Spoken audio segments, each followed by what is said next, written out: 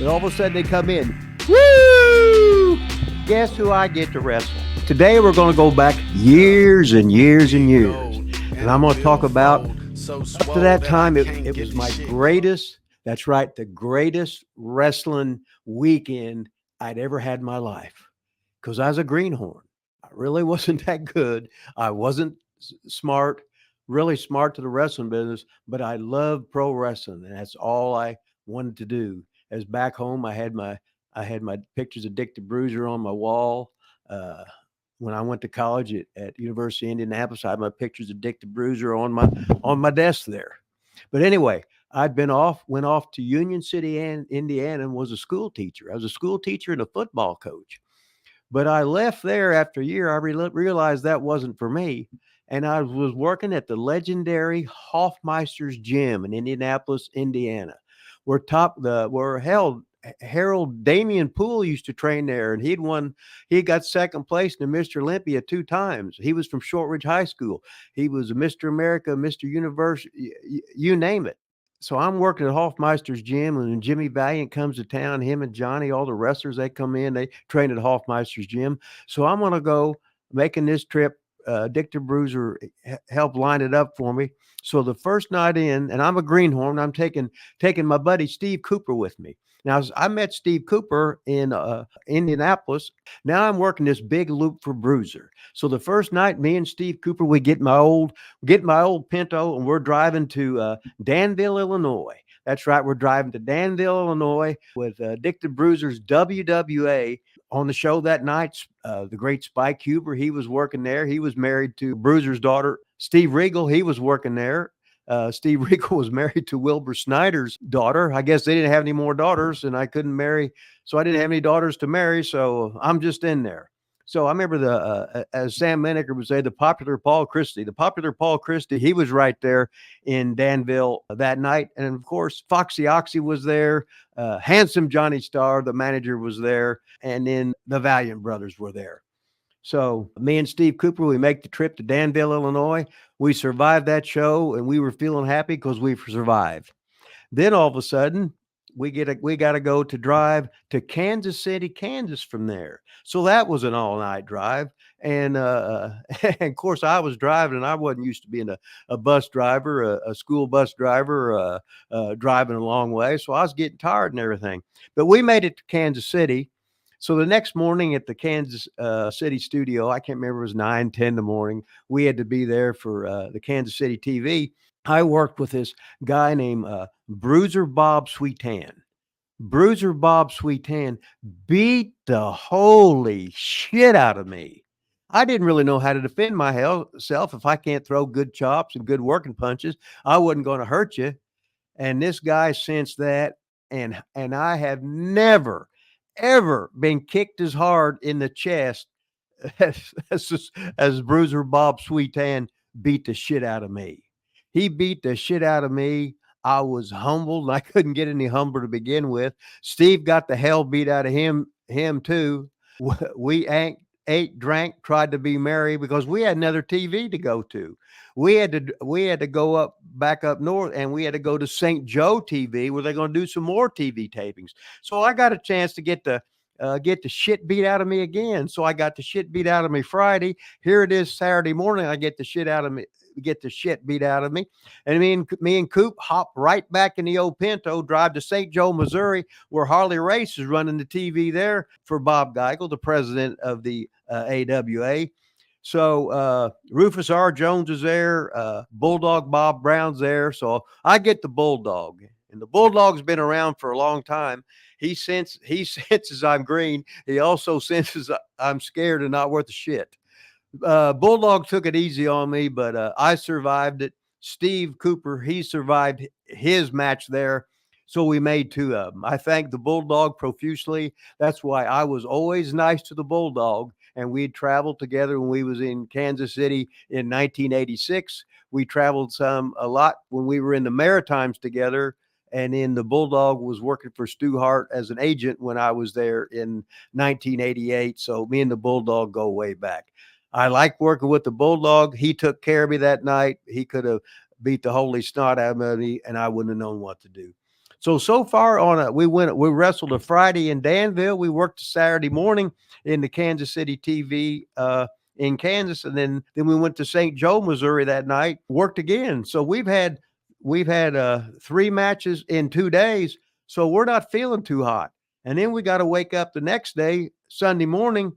Now we got to drive to St. Louis. So we got to go back we go from Danville to Kansas City to St. Joe, all the way back to St. Louis. So we got to work for the NWA president now.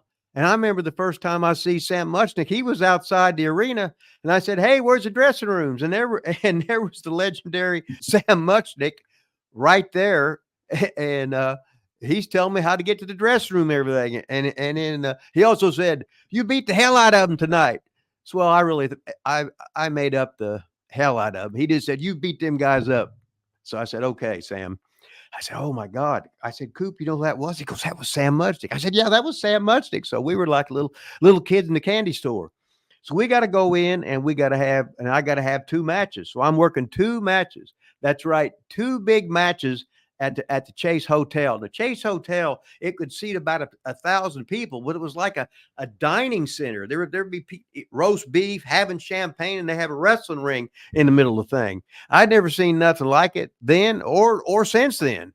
But they always do great houses with their TV from Wrestling from the Chase. So I'm going to get a chance to work at Wrestling from the Chase. And I got 2 matches. And my first match is I look in there, and all of a sudden there's the great Dick Murdoch. And I'm going, holy Jesus, holy shit, Dick Murdoch. Can I get his autograph? So anyway, he just mean mugged me, didn't say a word to me. We got in the ring with me. He hit me in the jaw so hard, just like Bruiser Bob Sweet Tan. He'd kick me in the chest so hard. And then, I thought he broke my jaw.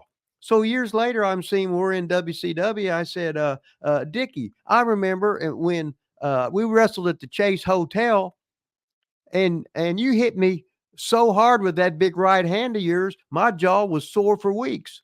He said, I remember you. He goes, you moved. And I'm thinking, wait a minute. I moved. When I went there, I had a black afro. And then when I'm talking to Dickie, then I got bleached blonde hair and a black beard. He said, well, no, I knew that was you, and you moved anyway. So, in other words, he got me. I was a rookie. I was a greenhorn. He took advantage of me, and I just fucking laughed because, excuse me, I was a shits. I was horrible. I was rotten. And it was a blessing to be in the wrestling business. I'm trying to live my dream, having a good fucking time, and it don't get any better than that. So now I got one more match. I got one more match at the Chase Hotel. And all of a sudden, somebody comes in. Now, they weren't champion yet, but all of a sudden they come in. Woo! Guess who I get to wrestle? I get to wrestle Nature Boy Ric Flair. And he's being groomed to be the NWA heavyweight champion.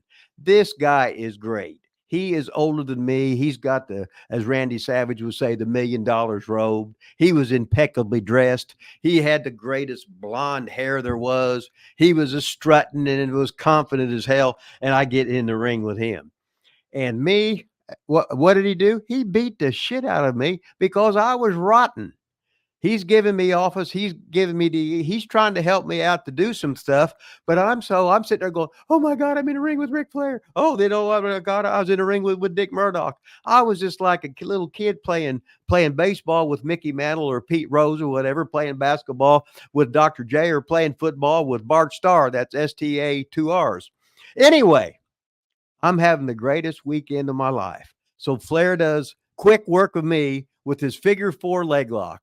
And yes, it hurt, but that's okay. I held out as long as I could, and I said, I can't take any more. So I finished it off. So I had the match in Danville, Illinois for Dick the Bruiser. Then I had the 2 for Kansas City, where I got to wrestle with Bruiser Bob Sweet Tan and Bulldog Bob Brown. Next, I go back to the Chase Hotel with the great Sam Muchnick. Then I get to wrestle not one wrestling legend like the great Dick Murdoch, another great wrestler like the great Ric Flair. I made twice as much money as I did when I was teaching school doing pro wrestling. Me and Steve Cooper had the time of our lives, the greatest weekend of our lives. As a matter of fact, I got a picture. I got everybody's autograph on it, but don't tell anybody. But what a weekend it was. We were higher than a kite. Well, we didn't do drugs or that, but we was just happier than shit. We could not believe we were in the ring with these great stars, these legends of the ring. And it just solidified it right there. This is what I want to do. I want to be a pro wrestler. I'm going to do anything and everything it is to eat right, train right, pick all these brains, because you got to remember, I wasn't even trained. I didn't go to a wrestling school. I didn't know nothing. The only thing I did was get my boots from K&H Wrestling Wear in Johnstown, Ohio. I had my boots. I had my shimmer cape. I had my 5.0 trunks, etc. All I could do was listen to the veterans, and I said, "Please help me. I will do everything you say. And if you beat me up, you beat me up. But I'm not going to. I'm going to keep on coming." Watch. I said, watch this next video that's coming up on your screen. Remember now, watch it. That I can't get the shit closed.